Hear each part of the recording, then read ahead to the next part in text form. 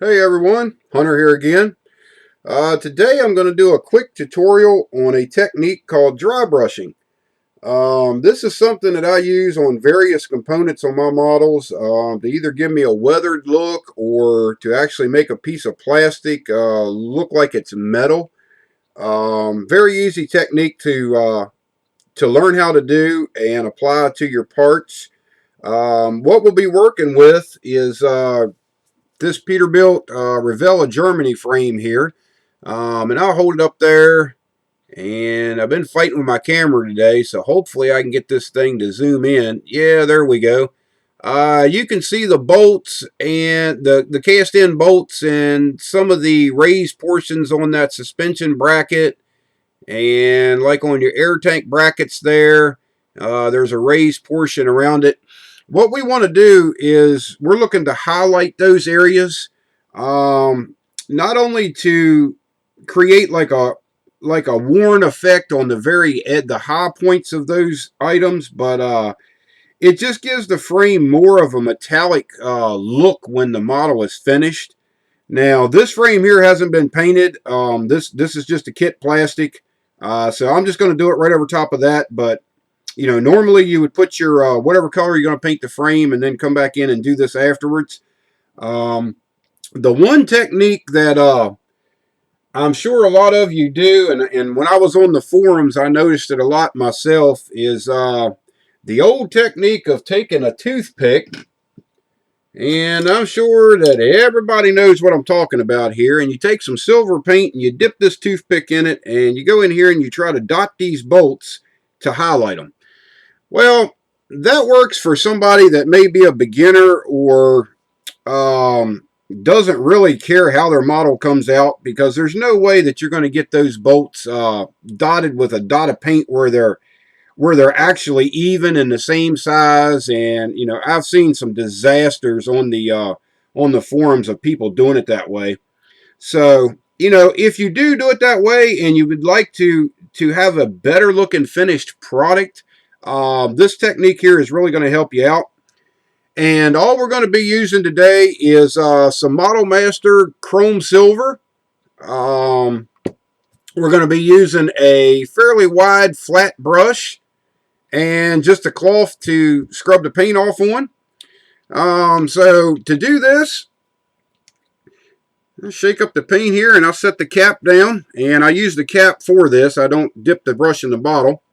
And what you want to do is just stand your brush up as pretty much as straight as you can and just touch the bristles down into the paint. You don't need a lot on the end of it, just enough to cover the end of the bristles.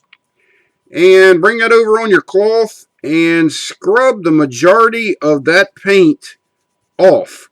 And when you see it stop transferring to your paper towel, that's when you're just about ready to go ahead and do the dry brushing technique.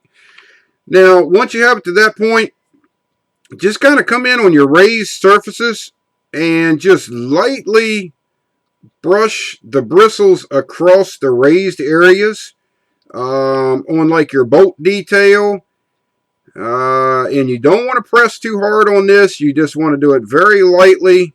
And all you're trying to do is just highlight the raised areas.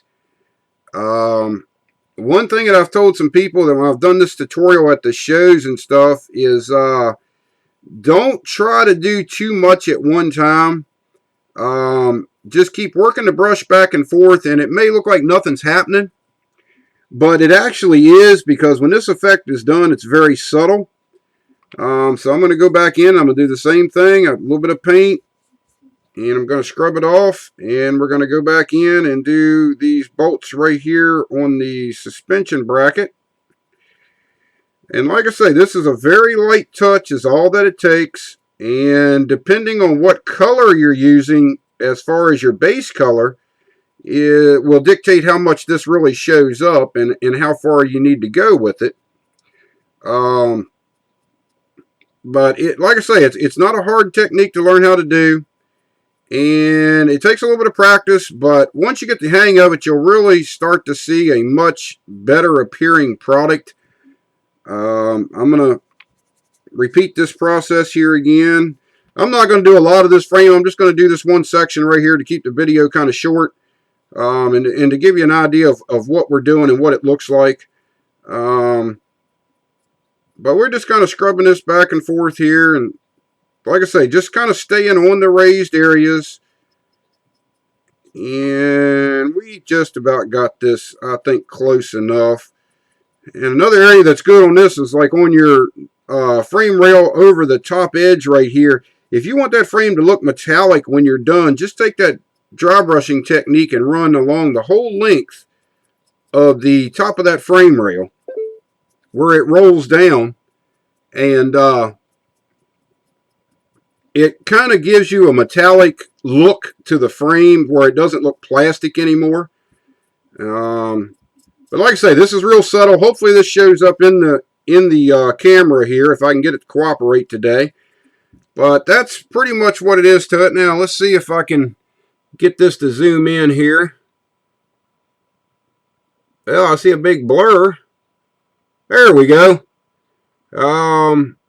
Like I say, it's real hard to see in the camera view here, but all you're doing is just trying to highlight those raised areas, and you can see a little bit of silver tone to the bolts. Now, I could probably go back over this a little bit more and kind of make the effect a little bit more drastic, but that kind of gives you a quick idea on how to do dry brushing, and you can use it on frame rails, you can use it on suspension components, engines.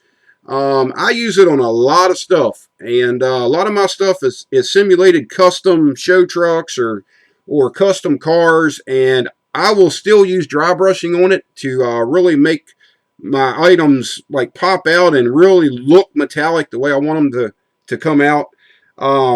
So, like I say, it's a very easy technique, and if you have any questions or concerns or anything, just leave me a message on this video, and I'll be more than glad to get back to you on it. But in the meantime, just give that a try, and like I say, it takes a little bit of practice, but just give it a shot and see how it comes out for you. You may like it better than dotting each individual bolt with some silver paint. If it doesn't work for you, then that's fine too. This just kind of gives you an idea of some of the things that, other techniques that can be done. So with that, I'm going to leave you for today, and we'll be working on some more tutorials here in the near future. So please check back, and we will talk to you a little bit later. Thank you for watching.